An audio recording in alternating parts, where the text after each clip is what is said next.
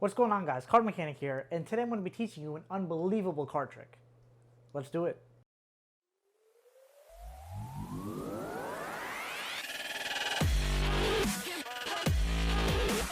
Now check this out. We'll start off by having the spectator shuffle up the deck. I think 2 times should be good enough. And then give the deck a cut. And then we'll have the spectator select out a card. Let's just say this one right here. And it happens to be the Jack of Diamonds. I'll have the spectator take the Jack of Diamonds and put it on the bottom of the deck here. And then I'll tell the spectator to cut about 1/4 of the way into the deck, flip that over, cut about halfway into the deck, flip that over, and then cut about 3/4 of the way into the deck and then flip that over as well. So now the deck should be a little jumbled up. But now I'll take it one step further, and here's what I'll do. Since they're already mixed up like this, I'll also mix them up this way a little bit. And we'll shuffle these right into each other like this. And you know, I'll even give the cards a cut just to ensure that the cards have gone wild. Now check this out. If I just snap, and now we turn the deck over and spread it out, we'll see that one card is face down. And that one card is the spectator's Jack of Diamonds. Alright, so breaking this trick down, it's actually not too difficult to pull off. All you're going to need is a standard deck of cards. Now I like to start off by handing the deck over to the spectator. So let's just pretend my hands are the spectator's hands. So I have the spectator shuffle up the deck. And while the deck is still in the spectator's hands, I have them pick out a card. So let's just say I have them pick out that card. And then of course it doesn't matter if you see it as a performer, but if they don't want to show you, that's fine as well. I have them take this card, so in this case it's the 3 of clubs. I have them take it and put it on the bottom of the deck. Right, now once they're here, if the spectator, is like an easy spectator, they don't, try to mess you up on purpose, I pretty much almost let this entire thing happen in their hands, which just is even more mind-blowing. But of course, you can't have everyone be, willing to follow instructions. So, again, judge the spectator, see how they react to certain things, and if they're willing to follow instructions. If they are, then you could pretty much give them the deck for most of the trick.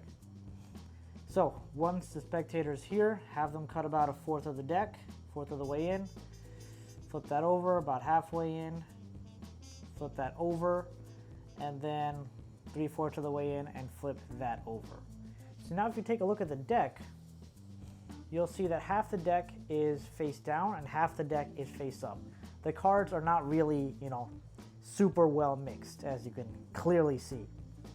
One tip that I want to add is before starting off this trick, let me see if I have another deck of cards. Before starting off this trick, you want to start by giving the cards a little bit of a bend like this.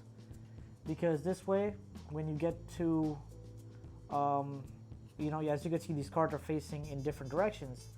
So when you have the card facing in different directions, you'll get a natural break in the deck. And that's pretty much what you're going to use here. So before starting off the trick, again, give the cards a bit of a bend and you should be all set. Now coming back to the trick, this is how the deck actually looks. Of course, don't show that to the spectator. And the spectator's card is actually located here as the last face down card, right? And now going back to the trick, you have them do those 3 cuts, and then now you take the deck back from the spectator. So now from here, as you can see, I have the break right there, right? There's my break. Now I didn't really bend the cards that well in the beginning, so kind of screwed myself over here. But as you can see, the break is there. And now what you do is you go to the break, you start breaking off at the break, but you also riffle 1 extra card, and which is the spectator's card. So you riffle that 1 extra card, and then you separate the piles and flip one of the piles face up.